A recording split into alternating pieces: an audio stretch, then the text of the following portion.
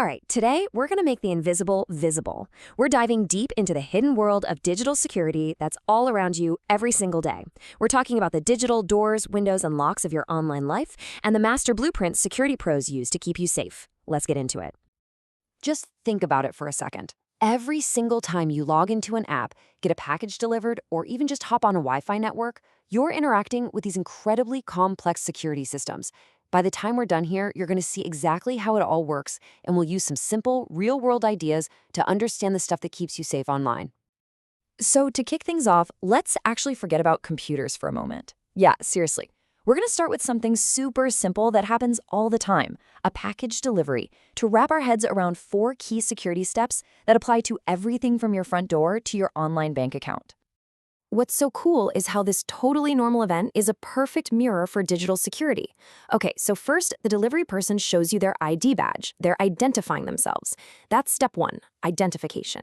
Next, you look at the badge. You make sure it looks real. You are authenticating their claim. That's authentication. Then you open the door, but you only open it to grab the package, right? You don't let them wander around your house. You're giving them very specific, limited permission. That's authorization. And finally, you sign for the package, which creates a record, a log of what just happened. That's accounting. These 4 steps, you guys, they are the absolute bedrock of security. Okay, so what in the world does a delivery at your front door have to do with your phone or your laptop? Well, just like your house has physical entry points, doors, windows, you name it, your digital life has them too. And all those digital entry points come together to form a really important concept in security. And that concept has a name, the attack surface.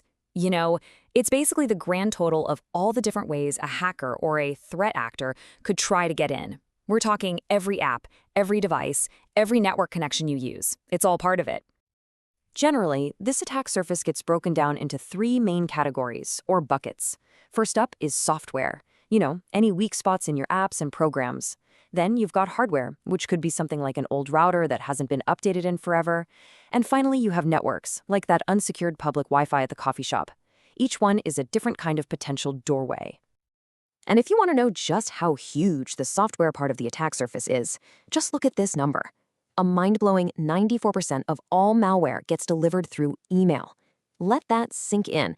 That means nearly every major digital threat kicks off with a simple message in your inbox. That one phishing link or that sketchy attachment, that's a direct attempt to jimmy open one of the biggest digital doors on the planet. And if you're thinking, a single software bug, what's the big deal? Well, think again. Remember the Log4j vulnerability? It caused a full-blown global panic. Why? Because in just 72 hours, we're talking from a Friday to a Monday, over 1.2 million attacks were launched trying to exploit that one tiny flaw. It just goes to show how one little crack in the foundation can lead to a massive, immediate, worldwide problem.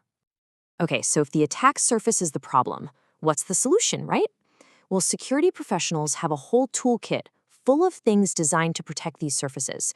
They're called security controls, and they come in a few different flavors.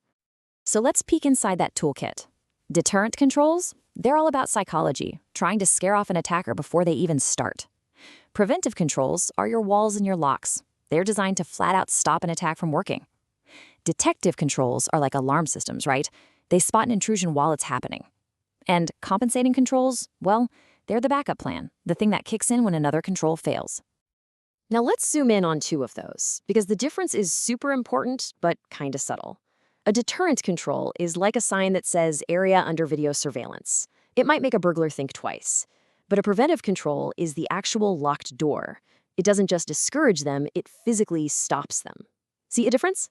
Both are super useful, but they do very different jobs. Now, here's the thing. Applying all these controls isn't just random. Professionals don't just throw a bunch of digital locks at a problem and hope for the best. Nope. They follow a master blueprint, a strategic plan for building a solid, cohesive defense. And these blueprints are called security frameworks. And these frameworks are absolutely the industry standard. A huge majority, we're talking 84%, of US organizations rely on them to build their security strategy. They create a common language and a proven structure so that nothing gets missed. This isn't some niche, obscure idea. It's literally how modern security is done. So what exactly is a framework? Well, this quote about the really popular NIST framework explains it perfectly. Think of it like a complete playbook for a sports team.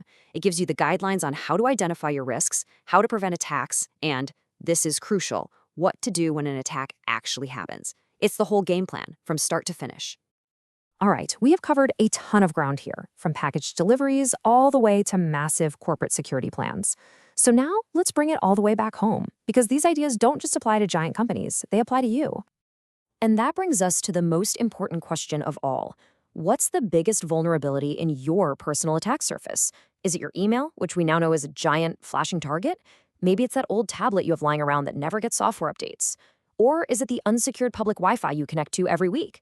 Just taking a moment to think like a security pro about your own digital life, that is the first and most powerful step you can take. Hey, if you enjoyed making the invisible world of security a little more visible today, make sure you subscribe to our channel. We do deep dives like this all the time on the big concepts that are shaping our world. Thanks for watching.